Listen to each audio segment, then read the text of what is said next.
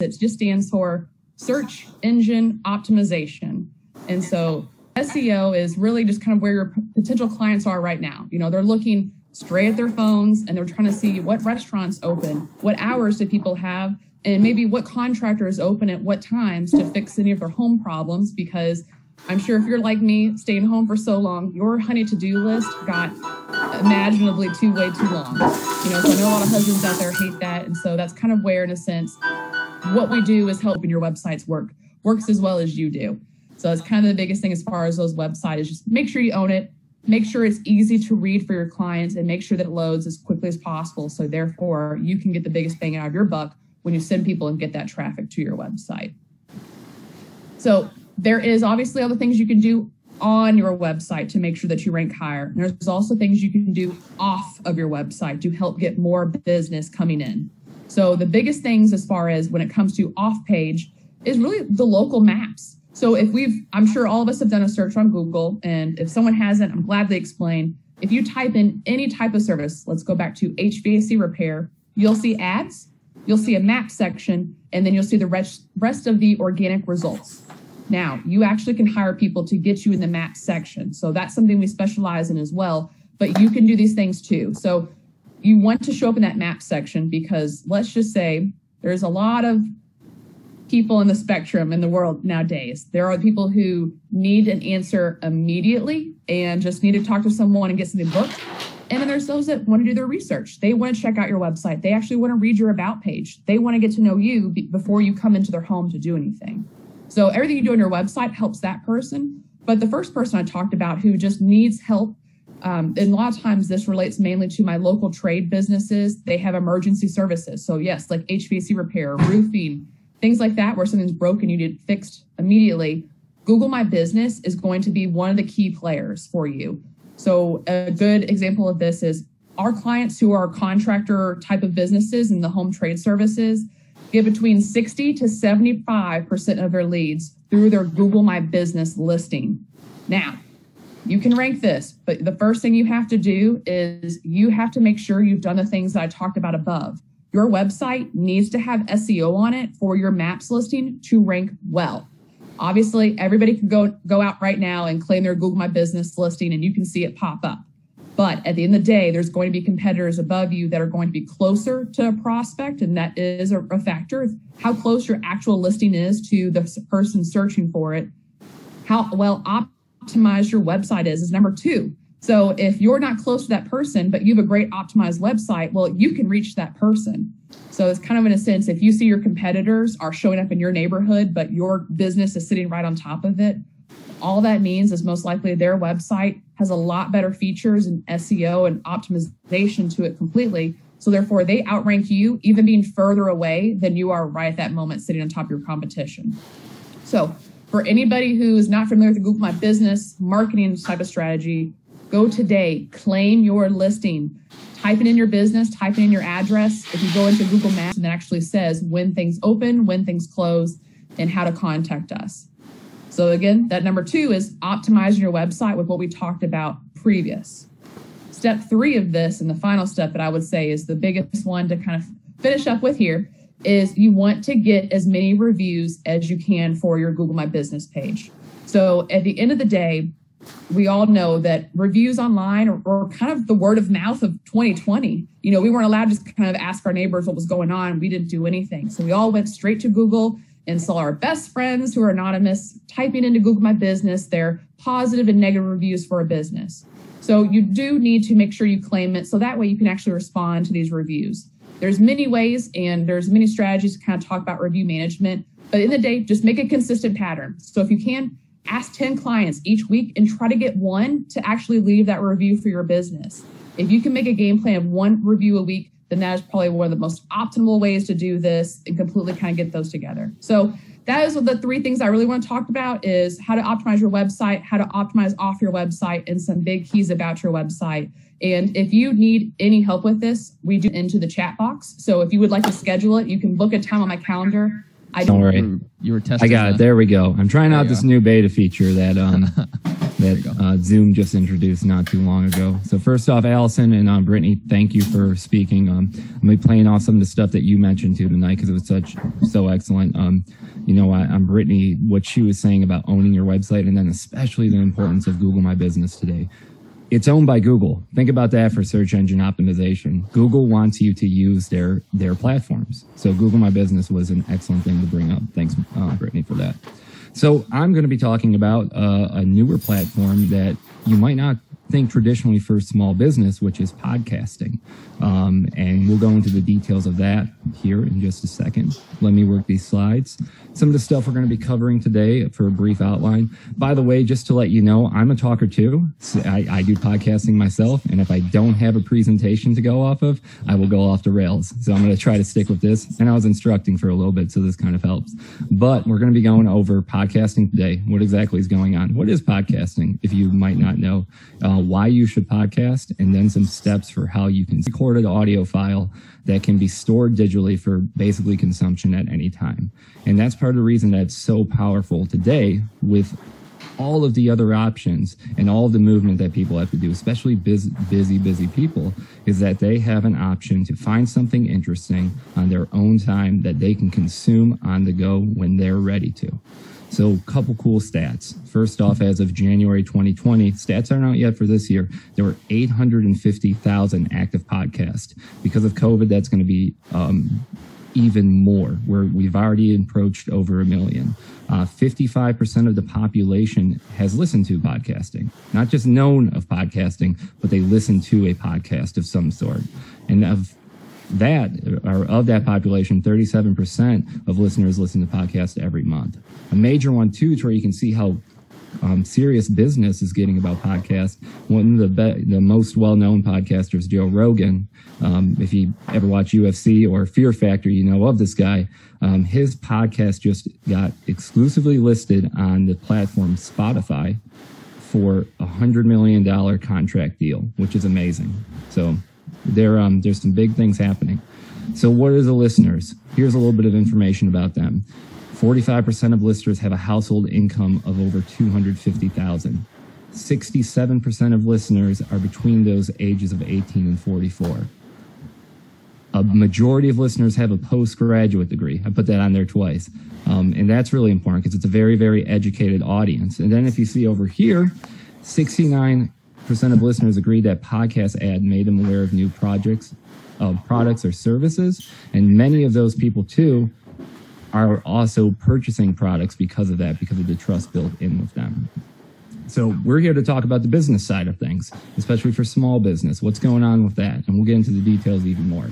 So number one, 39% of small and medium-sized business owners listen to podcasts regularly.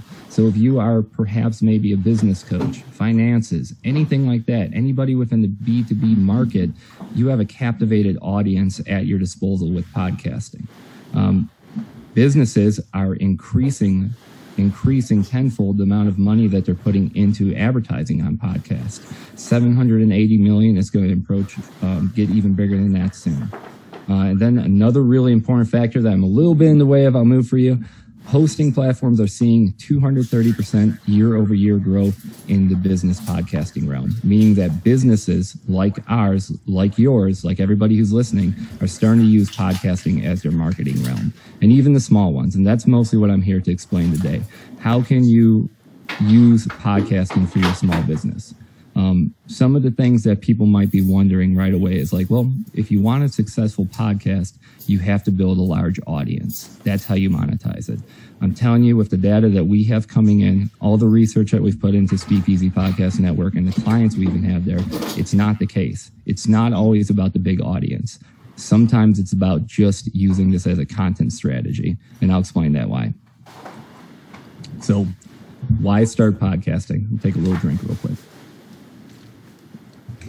Here's kind of the stuff we're going to be covering throughout my presentation. We'll be quick about it. Podcasting will save you time and it will save you cost. And you're probably a little bit curious about that time. I'm going to be talking on a microphone for an hour or two. It's pretty easy once you kind of understand the formula. Podcasting is a content generator of all sorts. If you have any issue with developing engageable content for your small business, podcasting is a great way to kickstart that and get many forms of it through this platform. We're going to get geeky with SEO a little bit, which Brittany gave a great introduction to about how podcasting can help with your web traffic. And then one of the most important factors, if not the most important factor, is how podcasts help you develop relationships with your audience, your peers, your strategic partners, and then on top of that too, the people who influence you as well. So going on to the time and money part. One of the main things I like to talk about with podcasting, especially if I have some people on who are used to the days of broadcast television, radio, everything like that, there are no gatekeepers to it. Nobody is stopping you from getting on, a microphone, recording yourself and what you're talking about with your business, and then distributing that as a marketing tool. Nobody's going to come up to you and say, hey, you don't have enough experience. You don't have a broadcasting degree. You're not a celebrity. Maybe we'll give you a shot, but we didn't like how your pilot episode performed, therefore you're not going on the platform, we're going to take all your money. It's just not the case. So it's kind of open reign with that. There is no gatekeepers and it's free to start. It's simple. You get on there, you record an episode. Then you can take care of the rest because it has a quick turnaround time. It's pretty easy to cut, edit, and distribute a podcast. On top of that too, just the cost saving side of things compared to traditional media sources, and then even paid advertising across various digital platforms now, which cost is going up. Cost is going up on that kind of stuff. So with a podcast, you can get your own message out there, has a lot of shareability, and you're not taking on the cost that traditional advertising would have to give you a much smaller segment. So content generation. I'm not going to go through these steps. Go ahead and read them as I'm going along, how this kind of works. But the main thing to focus on here is you think about it. You have a 30-minute conversation about something that you know, something within your business, something that you're good at. And if you're owning that business, you inevitably do. You're doing well with it. And this is, a good way to show that off, to show that you're an expert. But within those shows, when you listen to them afterwards, or you take notes on them, or you have your support staff, or if you have a marketing team like myself or somebody else, then they're going to be able to clip tons and tons of content out of that. And whether that be video clips, social media clips, breaking down the audio, there's a ton of different ways that you can take one episode and turn it into content. And I have a little kind of diagram to show you that. So out of a 15-minute podcast episode, you're talking for 15 minutes, you bring up good 5 topic points. Let's say you record video with it too, or you at least put engaging images within a video. Now all of a sudden you have a good video, clips for social, a full YouTube video. You got the recap. You can do blog writing out of the transcripts of podcast posts. Those blogs are going to be SEO optimized, just as Brittany was talking about. The audio is going to make great audiograms, quote from the images, insights and takeaways. And the list goes on and on and on for how much content you can develop for your social media strategies utilizing podcasting as a platform. So we're going to hit briefly on this because Brittany mentioned, everything she said was so good. But yes, podcasting is great because it's another platform that you can go on. She mentioned briefly with keyword targeting. Since you can get transcriptions with your podcast, on top of that, being able to create show notes, small blogs based on it, footnotes within many, many different platforms that you can distribute your podcast on, whether that be YouTube, your website, Apple, Spotify, et cetera, sharing it on other people's website if it's relevant to their message. These are all good ways to start building up the SEO and target traffic towards your brand and towards your business. The backlinks alone are powerful. Shareability on those many different websites we were talking about. Taking your transcriptions, cleaning them up, indexing them for keywords, turning them to blogs, talking about those niche topics. Those are very, very important when it comes to SEO because you might, when it comes to building a website from this ground up, especially if you're in a competitive business where other people have been in that realm for a long time, it's going to take a while before you can climb up ahead of them for some of the main listed keywords, like roofing in Louisville, for example, is a hard one. But if you're talking about those other topics involved around it and people are actually searching on Google for those topics and you've talked about them on your podcast, you're going to ultimately be able to share that content on your website too and increase your search engine optimization, all in all to increase web traffic to your brand. So to me, this is the most really fantastic, important, and wonderful thing about podcasting. Podcasting is a relationship builder on so many different realms. And we'll go over some of the main headers here. So authority and credibility, and then the audience connections, talking about the audience that you might get who particularly might need your business, your service, your product, etc. Being able to come out there as a real person, share your stories, share your expertise, talk about the ins and outs of businesses, the business that you're in, talk about the industry, talk about what you've done wrong even, and be open and vulnerable. Talk about your kids. Talk about the problems you have home. Talk about your dog, how you need to get your dog set, while you're doing the podcast. These are all things that actually create an emotional and intimate connection with the audience members. So they're going to be able to connect with you via that because they see you as a true person and not just a brand. We all know nowadays that one of the most powerful things you can do for your business now is self-branding with yourself and being that picture of that business. And podcasting is just another great way of doing it. Absolutely is. So also too, the networking recognition. I put an escalator up here because I've been kind of talking about this for a minute.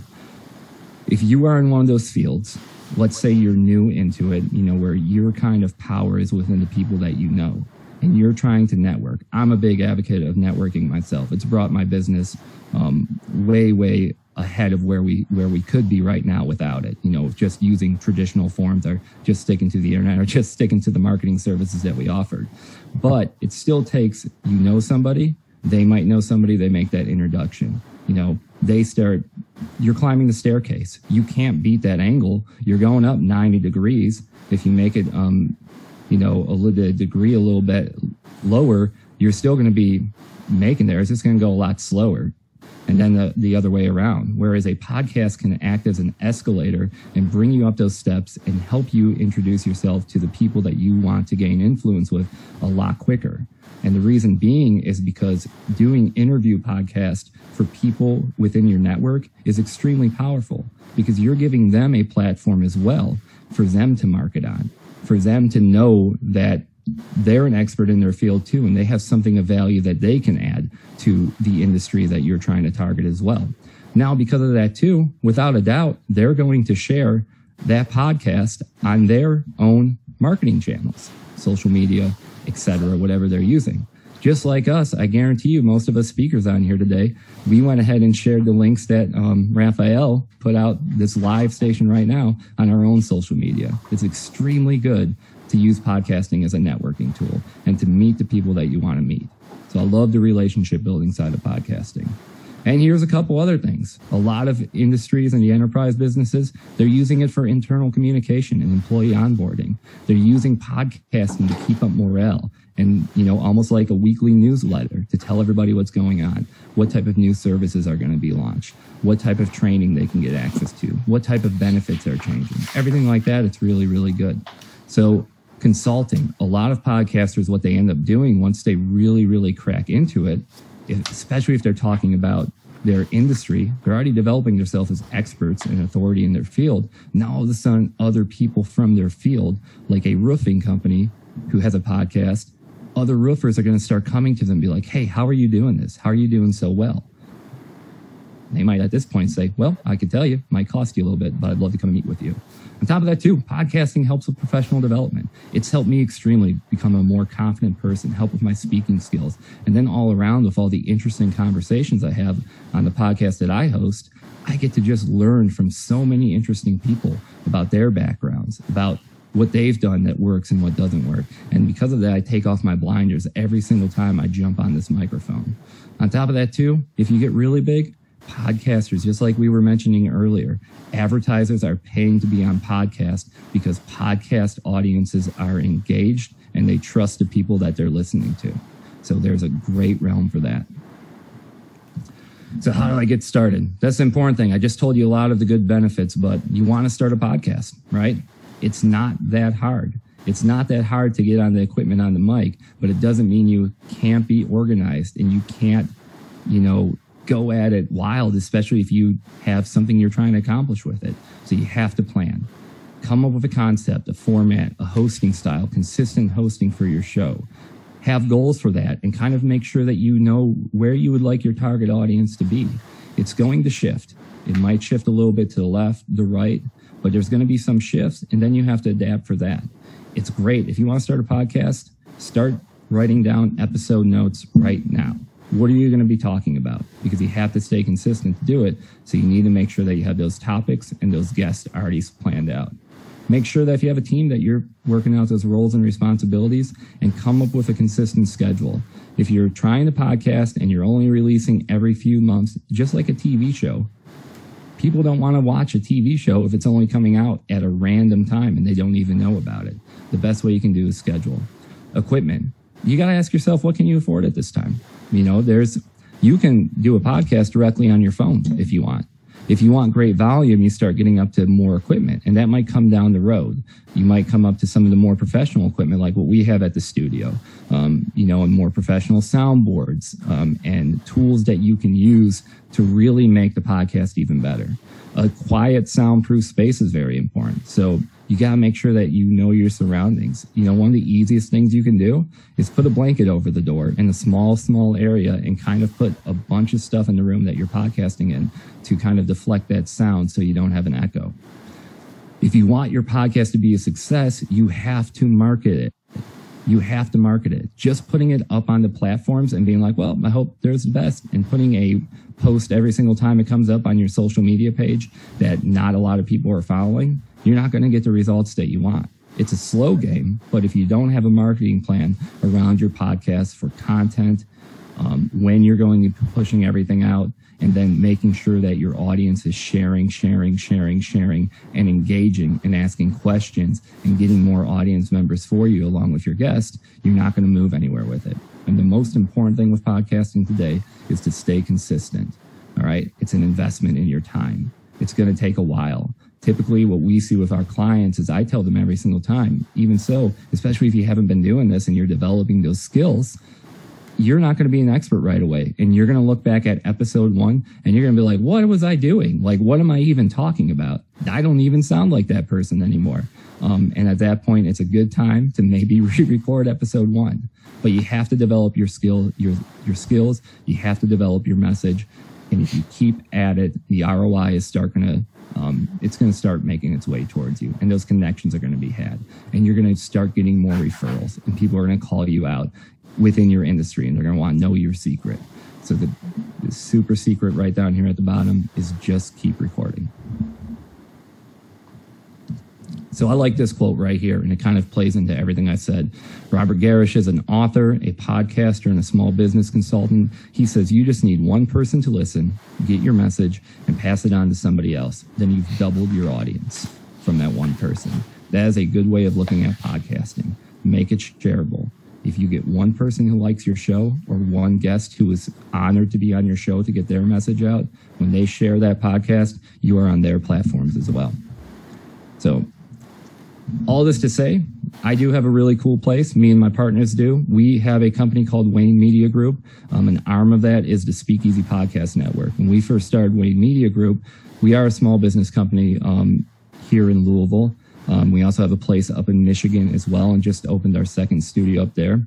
Our mission was to do this. It was to come up with affordable marketing solutions that are scalable for the businesses that we work with, while also acting not as a outsourced division, but as an internal department that feels like they're part of the team.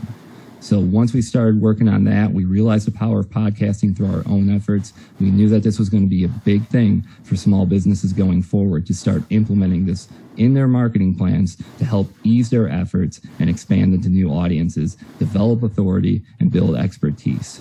So if you do want additional help, we can take care of most everything when it comes to podcasting and marketing. We master, cut, edit the audio. We do all the management and distribution online. We help podcasters as they grow get advertisers and sponsors. We have a beautiful soundproof studio with state-of-the-art equipment. We have content development packages from those shows that kind of go with that matrix I showed you earlier. There's an on-site engineer. If anybody watches Joe Rogan's podcast or listens to it, would be a better way of saying it, we call him our young Jamie. He is there to make sure that there's a smooth transition and to be able to ask any questions and to make sure that he's taking notes. So if you didn't like something you said, that's going to get cut out from that show. Another thing too, with the network, we are developing a really good networking solution in Louisville and in Michigan, to where if people are podcasting at our studio, we want to help them get relevant guests and introduce them to other podcasters and other people within our network. On top of that too, we'll save you, even though podcasting is extremely approachable. If you're a busy person, you want to focus on what you do best, which is your job, and being an expert in it, we'll save you the time on the back end by taking care of it. Brittany, a question real quick? Of course, yeah. So one of my ventures is a retail site, and I sell nationally, and I market on Facebook all across the country. And I have small collections of things that is growing. So it would get not scalable to have a page for each product. And I do have collections and stuff. But is there any value in having pages that aren't backlinked or connected through the navigation, or no? So you're saying the extra product pages might not be linked throughout all the website, or just some other random pages you're thinking of? Both. So when it comes back to that, you really do kind of want to have, it's just called an internal linking structure. But yes, ideally you want all the pages to somehow talk to one another. And by that, it is kind of linking them somehow. You can, if it's something you want to hide, you don't have to by any means. But if it's pages that you want to rank and show up, then yes, they need to obviously link throughout the website, because in an instance of it, the power other pages might have can help the power of the other page. So there's like the power of the website in total, but then page power. So that's kind of where like your individual collections, that page has its own power. So if they just type in that collection that they're looking for, they could find that versus your home page, if that makes sense. Yes. There's different strategies for them. And honestly, I'd be happy to do a free strategy session with you to determine what might be a great method for you. But ideally, yes, almost everybody should make sure a majority of their page is linked to another page somehow that's relevant. So don't just make them link to link. Right. Some relevancy where they kind of work together. I'll probably schedule with you. I'm starting like just this week to see some ad fatigue. So. Yep. Love to talk to you then. Good question. That's awesome. And it'll transcribe it for you, and then all you have to do is just edit. As much as what Robert talked about, the biggest thing I loved about it is, yes, exactly what you said. You can, probably the easiest time save that he mentioned as well is just recording yourself talking about it, answering it. Now you can transcribe that. You add that to your website. It's a blog post. You can go through and optimize it. But yes, because that way as well, it's different methods of it. So just like Robert said, like now you have a video and you have an audio version of it. You can put that on your site, but also you can put that on other platforms and then optimize that video on those platforms. So if you do add it to YouTube, you would want to make sure you fill out the description as complete as possible, and you can still use methods within that. So you want to put those keywords in that description as well, because YouTube's just another search engine. I mean, it's just the visual video form of Google, if you think about it that way. YouTube is owned by Google on top of that too. So they definitely, it's just like Google My Business. Like the reason Google My Business is so powerful and so important with your marketing strategy is that's owned by Google, and Google owns the search engine optimization factor.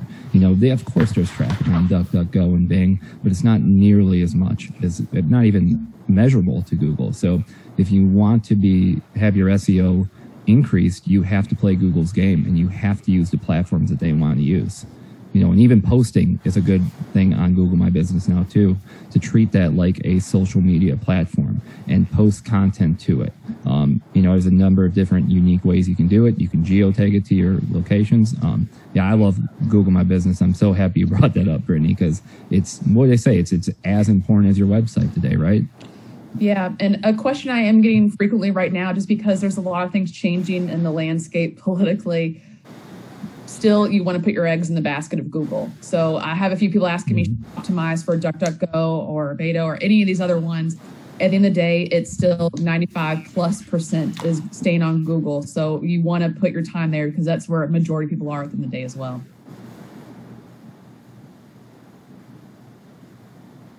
It has been recorded, and it will be posted on YouTube as well. So if you guys want to come back to it later on and check it out, feel free to do so. And again, thanks, Brittany. Thanks, Allison. And thanks, Rob, for download the video, and then I will be uploading it to YouTube, and I will be sending it out. So when you guys registered, you guys provide your email. I will send you the recording so you guys can have it readily available, and you can consumer, whatever else. I'll be including Brittany's, Allison's, and Robert's contact information and their website and whatever else in the show notes. So if you want to reach out to them, feel free to do so. And yeah, that's kind of it. And just as I was mentioning with podcasting, me, Brittany, and Allison will be sharing it to our pages as well. So we will keep you guys abreast on our ability to actually meet in person, which, again, part of the networking aspect that Rob was talking about, right? We really want to make this into a community of people that are small business owners, and we help support each other both on a networking aspect and then providing resources for people. So we will be meeting in person in the future, so stay tuned for that.